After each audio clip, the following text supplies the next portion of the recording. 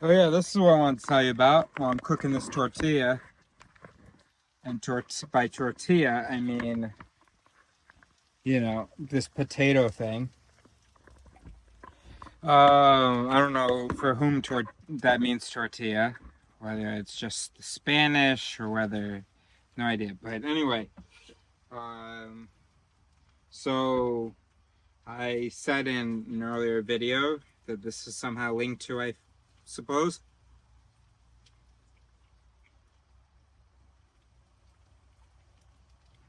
that I was going to tell you about my conversation with my mom. That's something that frustrated me. My mom, when she called me, she was on her way to a meeting that she was going to be on time to. Not early to, but on time to. And that's something she says often, at least in the 30 years I've known her. Not the on time part, but that she wishes that she would be early. Anyway, the point is that my mom's usually late. Dramatically late for things. Anyway, so when she called me today, she told me that she was going to be, going to be on time for it. And I don't remember what I said. Maybe I asked her whether this is a regular occurrence that she'd be on time. She said she's working on it. And I started to get annoyed. What do you mean you're working on it? And then I remembered I had given her some tips based on my understanding of the mind several months ago. And I sarcastically said, oh, so you're using those tips then? Well, if those haven't worked for a year or however long it's been, a couple months, then those weren't guaranteed. So if they don't work, we need to adjust to what triggers the right activity in your mind. And I remember, I think, unless it was someone else, when I gave her the tips, I said, I need feedback on these so that we can adjust them. Anywho. So she hasn't been working on those things, but what she has been doing is not overextending herself. So in the morning, she has an idea of something to do. She knows she's got to get to a thing at 11 a.m. She goes, all right, I'm going to go ahead and do this thing. And then she's late for her 11 a.m. thing.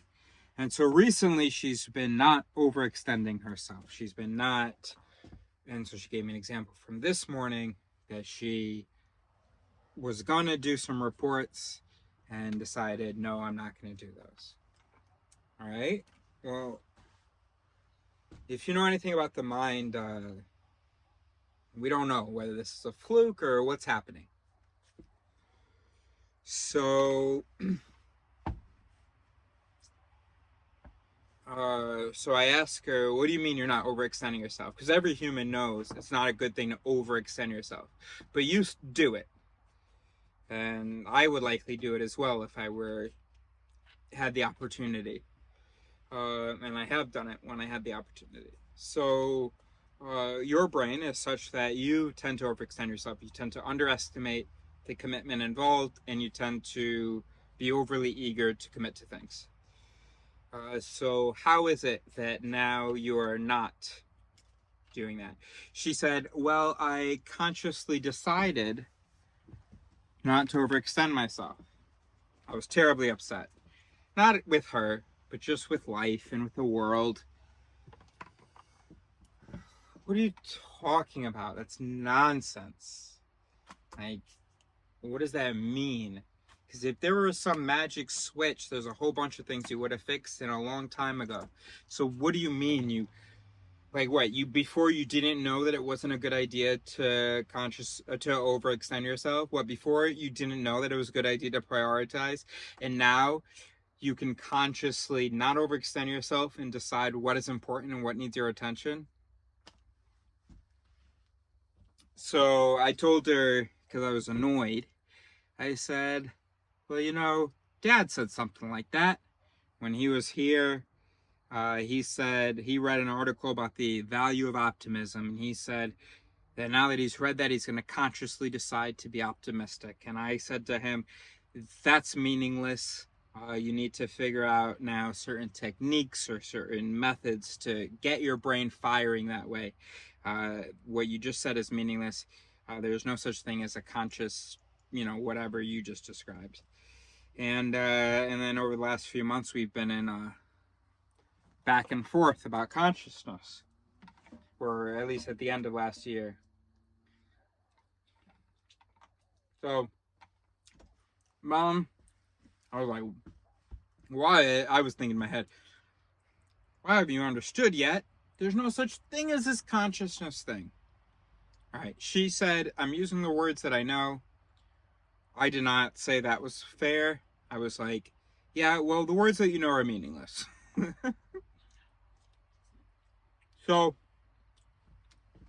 all right, that's not ready for consumption. I'm not very good with heat in the mouth. Spice,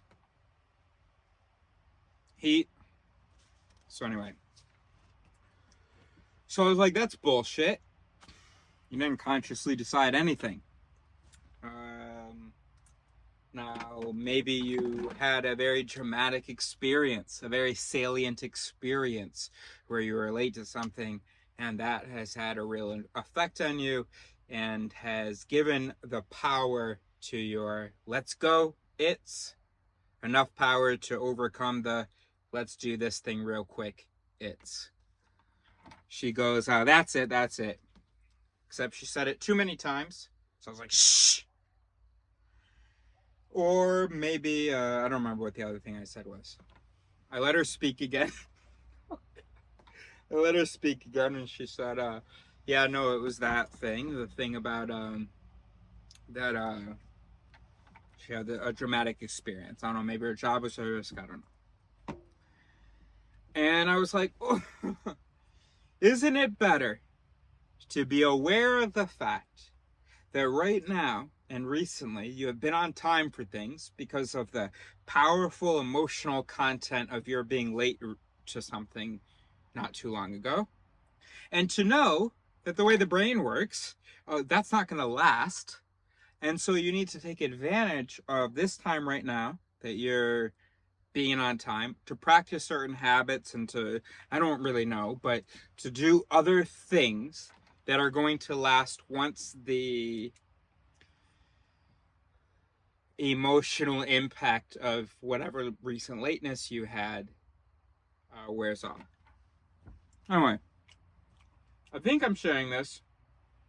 Yeah, there's a potato there. I think I'm sharing this because my mom might not understand all my theory, and that's okay. But that she did see. She was like, because immediately when I said that there may have been some recent dramatic event, dramatic, but you can also say traumatic event regarding lateness that has helped her, she's like, oh, that's absolutely it. And anyway, before I started recording, she sent me a text. She was like, thank you for helping me realize that the reason I've been on time is this, a recent event, and that I need to take advantage of this time before it wears off to practice being on time or to whatever. So that's cool. We could add to my bucket list, transmit to one person, IT therapies. Help save one person. That one person be able to live happily in this world when they weren't, by understanding their if-then mechanisms and whatever principles Eris comes up with, like no heed, no need, refute to mute, and then announce to don't have a rhyme for it yet. But if there's a mental process and it's able to hit the language centers and be announced to the other mental processes, that's hugely advantageous. Because when we don't admit and say out loud or say to the rest of ourselves that we want a certain thing, or that we interpret a certain thing a certain way, or that we react a certain way, the other selves can't do anything about it. They need to be informed. And it needs to be sent over the PA system. PA to announce to pounce, announce to renounce, announce to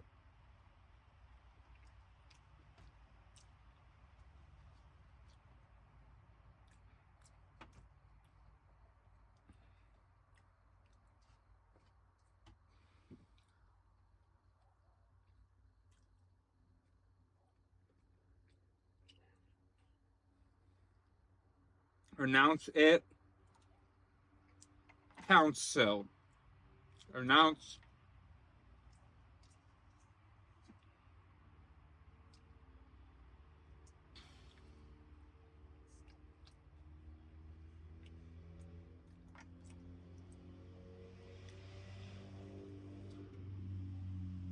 announce is currently the word that we use when the activity of one it is presented to all the other its, or at least it's presented verbally to however many its respond to language.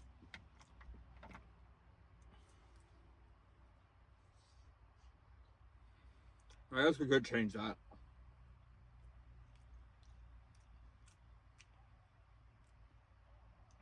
Relay it to sway it. Relay it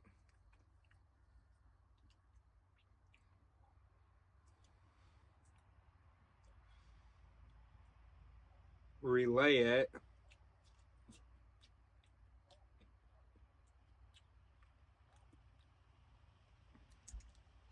evaluate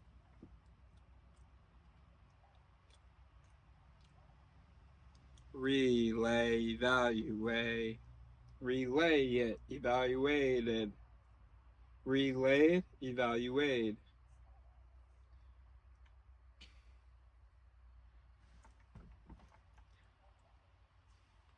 related evaluated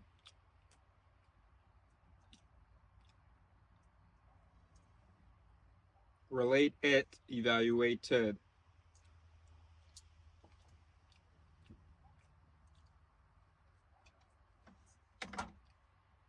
relay it relayed evaluate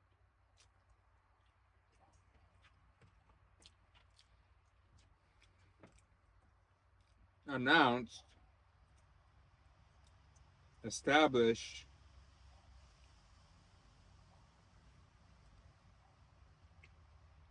make it public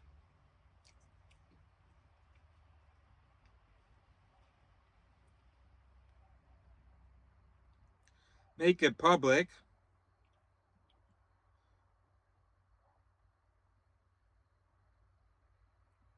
they will hug it. Make it public, they will hug it. Make it public, they will mug it. Make it public, they will fuck it.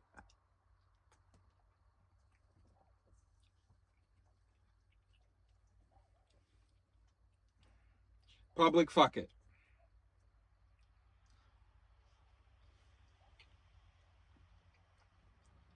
Say it aloud. Involve the crowd.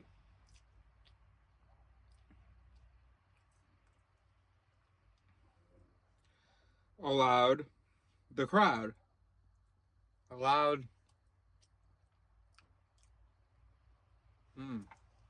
Is there anything like allowed, ALOUD, and allowed, ALLOWED?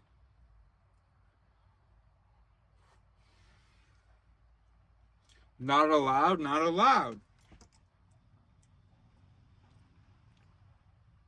Like, if you don't state the thought process aloud, then you gotta put a warrant out against it.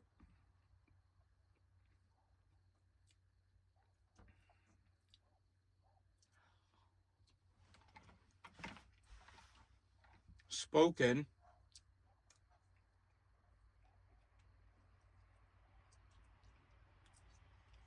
I did. Said.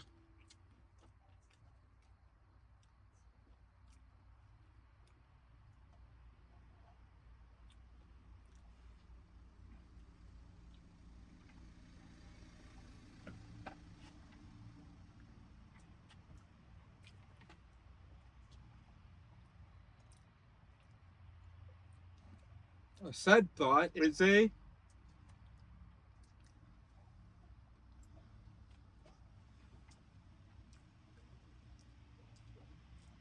think aloud.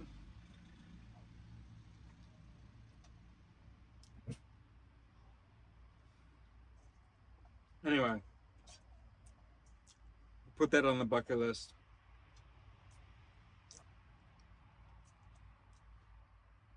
We're like, when we die, there has to be a person on Earth still who knows and uses therapies based on it theory. Gosh, it theory, it's not even fucking special. And it's so annoying because it's like, it's fucking obvious. If then. The whole brain is composed of if then rules. I don't even feel like I deserve credit for it. Anybody else could say that.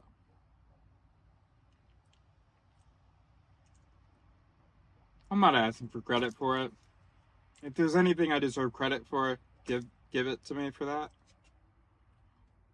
But I can't say that. I don't know. It just seems obvious to me. It seems like a cool mic drop moment, actually. So, although I was feeling humble, I am not now.